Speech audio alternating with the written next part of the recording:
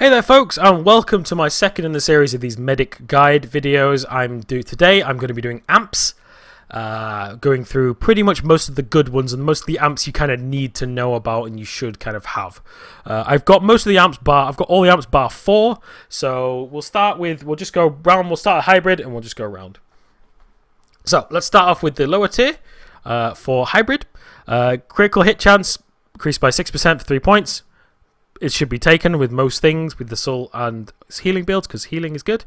The crit severity, you could take that. 12% crit hit severity is quite nice, but you can get more from gear, so potentially it's alright.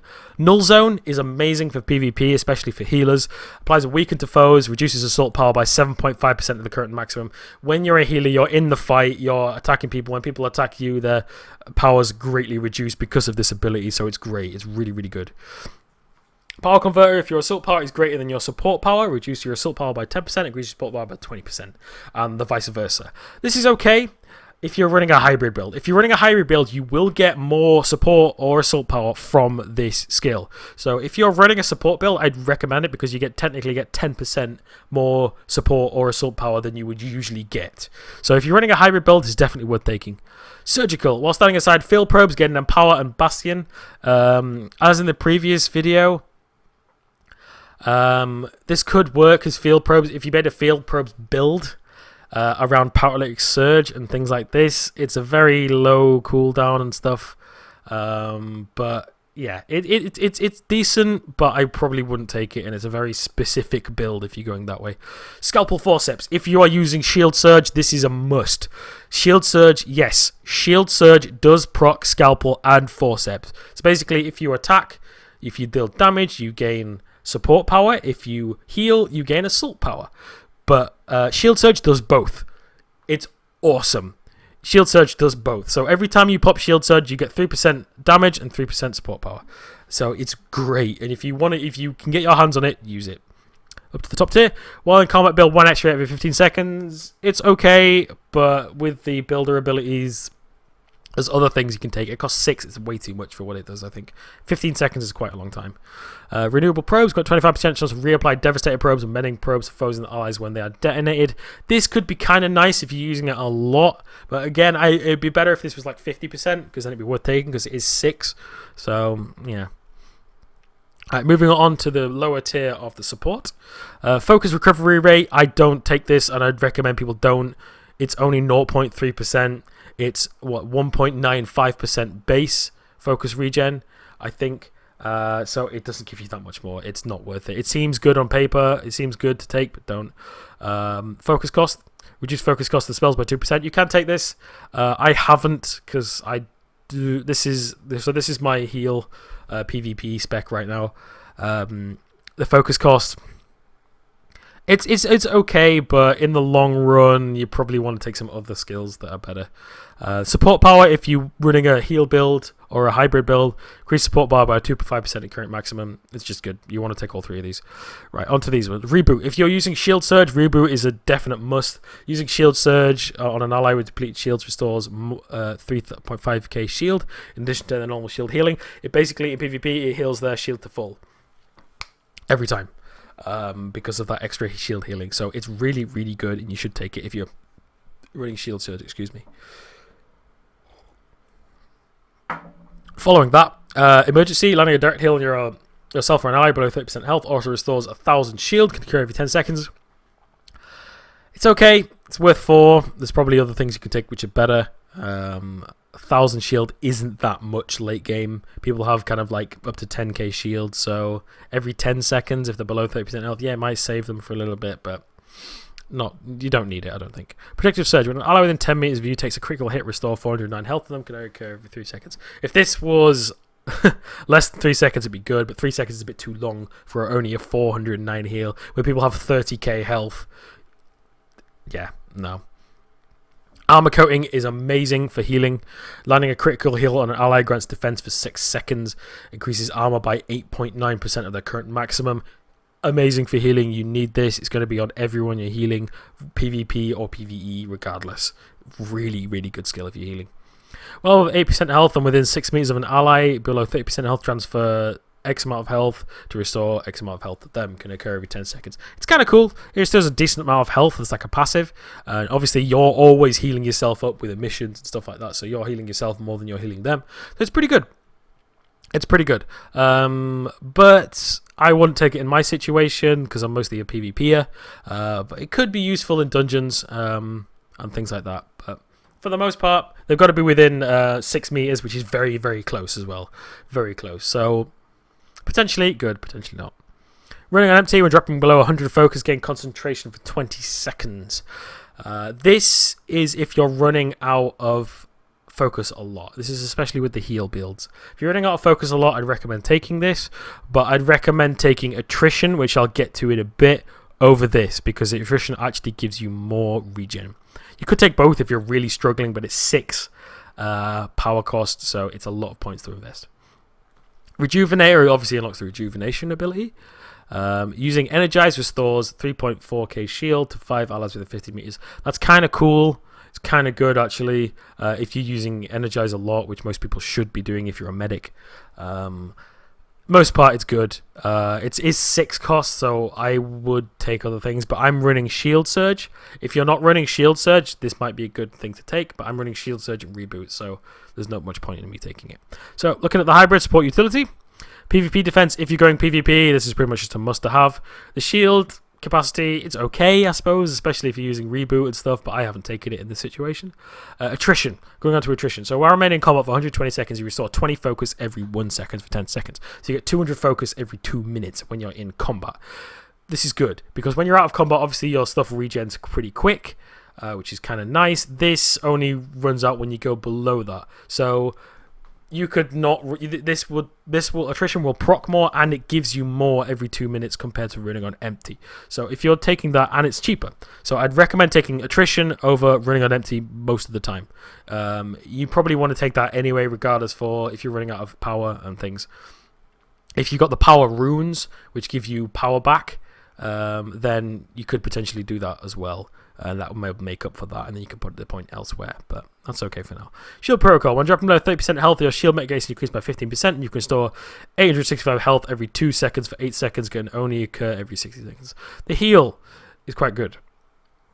That heal is quite good. It's like a save yourself kind of heal, which is kind of nice. It's 4 points, so if you're thinking you're getting nuked down a lot, it could be nice to take. Defense mechanism is one of the apps I haven't got. Reduce damage while below 30% health. Reduces the cooldown of barrier by 2 seconds. Can only occur every 4 seconds. Okay, so it's a barrier cooldown. It's kind of like a cooldown for your oh shit button with barrier.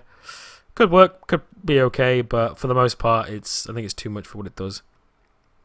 Emergency extraction. Using extricate will break allies free from stuns, roots, knockdown, tethers, and subdues. This is kind of good. As I was saying about extricate in the previous video.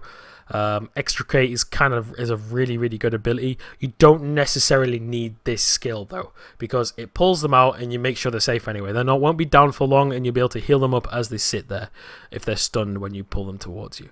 It's okay, it's quite good, but again, the 4 points I don't think is worth it. Going up the tree, on dropping below 30% health, you become disabled for 2 seconds and restore 2,000 health every 1 second for 8 seconds and can occur every 120 seconds. I've heard people say this is actually quite good, because it is a lifesaver at the end of the day. It does stun you for 2 seconds, but it does restore 5k health to you. Sorry, not more than 5k health for you for 8 seconds, but you get stunned for 2. It's quite good. Unless you're getting nuked down, you could be like... It could be a nice cooldown. It does interrupt you. It only happens every 2 minutes, but it could be quite a nice lifesaver. And I've heard people say this is actually quite good for PvP. When taking melee damage from a player, you apply exposed to your attackers for 5 seconds, reduces PvP offense by 6.5%. So obviously this is a PvP ability. It's kind of nice. It costs 6 though, and you have to invest a lot into a tree that there's not much really that you'll really want to take for that kind of spec. But it's still good though. It's still decent. Right, moving on to utility stuff. Dash regen. You could take this if you dash a lot, but I wouldn't really recommend it. The CC resilience, I and ahhed about this because sometimes it's good, sometimes it's not, but 30% CC resilience, I've had a noticeable effect because I left it off and then I've recently put it back on because it actually makes a big difference. If you're a very fast player, it makes a big difference. That 30%, because if you think someone puts a 4-second route on you, that's actually only 3 seconds. So it's pretty good, increased cooldown reduction by 5%, by 15% in total. If you take all these, mandatory for pretty much every build, you should just take this, because 15% cooldown reduction, you should just take this. It's good. Solid state, if you're using protection probes, which is the ability here. You should be taking solid state. Grants 1 interrupt armor to everyone you cast it on. Great ability, friggin' awesome ability. You should be taking this. It's just one of those mandatory things. Obviously, you need to spec more to get this protection probe point up here. So all these other ones are kind of open-ended. I've chosen Regenerator, 331 health every 3 seconds while in combat. Kind of nice, just an extra heal, keep you going kind of thing. Shield reboot, time by 2 seconds, it's okay, but I'm using Shield Surge and stuff, so that doesn't really matter. Quick dodge, performing a CC break. Restores shield and 1 dash counter can only recur every 30 seconds. So if you're dashing out of a knockdown or something like that, you could get some nice stuff. So quick dodge could work. Concerned effort when casting up to your active cooldowns reduced by 1 second. That could work okay as well. Again, these are all okay abilities, but you just want the middle one. But you're going to have to take another one to get to the protection probes. Health probes. Taking a critical hit grants 20% chance to create a health probe lasting 15 seconds. 3 health orbs can be active at once. Kind of nice. If you're getting critted a lot, especially in PvP, stuff like this, it can be really nice. First injured ally that walks into the health probe receives health as well. So, it could be alright, but 20% chance on crits, I don't know about that. Especially if there's a lot of people attacking you, especially you're going to get crit a lot, but you'll see. Let's see. It's probably not something I'd take. Taking damage grants a random defense buff for 15 seconds. Kind of nice. At some point, it's gonna save your life. But it is random and RNG based, depending on who you're fighting. Especially, you don't want to be taking this if you're doing arena, because it's very specific. It's only a chance that you get it, and it's 6 cost for that. So yeah, you don't really want to take it. Moving on to the hybrid assault utility, you got lifesteal, which is really nice for PvP and just generally questing and stuff. You've got PvP offense. So if you're going PvP, this is obviously mandatory to take. Entrapment, your abilities that apply snare and root also apply expose, increases damage dealt by 6%. So using stuns and the root and everything would do really well with entrapment to do some nice damage. Stay with me, while below 30% health, gain in power, increases your assault power by 24% of your current maximum. It's quite a lot. 30% health though. It's a very kind of situational thing, and I probably wouldn't take it over other things. Killing a player grants Empower for 15 seconds. Empower increases damage dealt by 3 seconds, stacked 5 times. Considering how long some of the fights last, this is probably not worth taking. Because you're not going to kill that many. If you've got good healers on your team, which happens quite a lot, you're not going to out-damage them or out-heal them or anything like that. So you've got to be careful of that. Where were we? There we go. Weakness to strength. Atomize also becomes usable when a foe deflects one of your attack. This is alright if you're not getting the crits. If you're not running a crit build for Atomize, you could run that, but you're going to have enough crit to run Atomize, so that's fine. Energy Pulse, when dropping below 30% health, deal 441 technology damage every 2 seconds to 5 foes within 8 meters. That's kind of nice. It's kind of like a get away from me, I'm doing damage while you're dying. So it could be a nice kind of finisher, especially in like a 1v1 fight. Chemical Burn, landing a critical hit on the player, deals 78 technology damage every 1 second to 4 seconds. This damage has 100% shield pierce, which is really nice. It could do a lot of extra damage over time. This Chemical Burn could be really powerful, and I'm not sure if I haven't experimented with it yet. I will be. It looks really powerful, so I'd recommend maybe putting points into that. Because especially with the 100% shield pair, so it's pure damage, it could be quite nice. Nice tick damage rolling. Onto the assault abilities.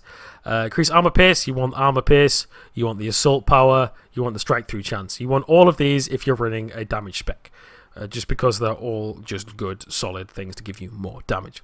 Empowering Aura. You want to run Empowering Aura if you're running this. I haven't got it, but if you're running a DPS spec, you want to be running Empowering Aura. Increase critical hit chance by 6% to all members of yourself and party within 10 meters. That's great. You want to do it. 6% crit chance for 4 cost. Awesome. Core damage. Consuming actuator gains Empower for 5 seconds. Increased damage dealt by 1.5%, stacks 4 times. running with Quantum Cascade would work really well with core damage. You could get yourself some nice big fat stacks up there, so that could be pretty good. That could be pretty decent. Influx, well, between 1 and 3 actuators gaining power, 12% chance of your current maximum. It's okay. It's very situational between 1 and 3 actuators. You have to actually be conscious of doing this. You probably just want to spend it, and then pretty much. So landing a critical hit with Gamma Rays or Quantum Cascade has a chance to build 1 actuator. Combined with Quantum Cascade, this is great. Gamma Rays got to 30% chance, Quantum Cascade got to 25% chance. If you're spamming Quantum Cascade, that's great. You can keep spamming. If you get good procs, you can just keep spamming with Quantum Cascade and do a lot of damage in a short space of time. Killer Gafo got 60% chance to restore 1 actuator. Can only occur every 10 seconds. This would be good in PvE. Just questing and stuff, and I recommend it. Do it for that. In PvP, people don't die that often in some cases, so I probably wouldn't use it in PvP. Meltdown, use energizes, cause you to deal 849 technology damage to 5 foes in 10 meters, and apply overload. Overload is amazing. Overload, shields temporarily deactivated. This shuts down a lot of shield medics that are running around right now, me being one of them. It shuts them down because they can't heal the shields. It's really, really good. Overload is a very, very powerful ability. So using Energize, that's sort of 30-second cooldown. Overload, great. You should be using it. Annihilation Field, probably not the best for PvP. It's quite good for PvE. I liked it leveling. I used it a lot leveling. It's a good ability, but obviously, if you want the ability, just take it there. While within 8 meters of a foe, gain Empower for 8 seconds. Can only be triggered by the same foe every 15 seconds. Increase assault power by 17%. That's great. You just walk up to someone, you gain Empower. It's quite good, Danger Zone. It's quite good. You get pretty much a 70% buff to your assault power most of the time. It's pretty nice. It's pretty damn nice. So if you're in a fight with one, especially in arenas, you're definitely going to want to take this. So there we go. That's all of the trees. This is my current build that I'm running right now. It's a heal utility spec for PvP for the most part. It does transfer over to PvE, healing as well, but I will explain more about builds. I'll do some other builds and stuff in the future. So thank you very much. That's it from me today. Look out for more videos coming soon. I'm probably going to be doing an architect video looking at that. I'm going to be talking about builds, and I'm going to talk about how to kind of generally play the medic, what to look out for, what abilities are good, and everything like that. So thank you very much for watching, guys. Really, really appreciate it, and I will see you next time. Have fun in Wildstar, guys. Cheers.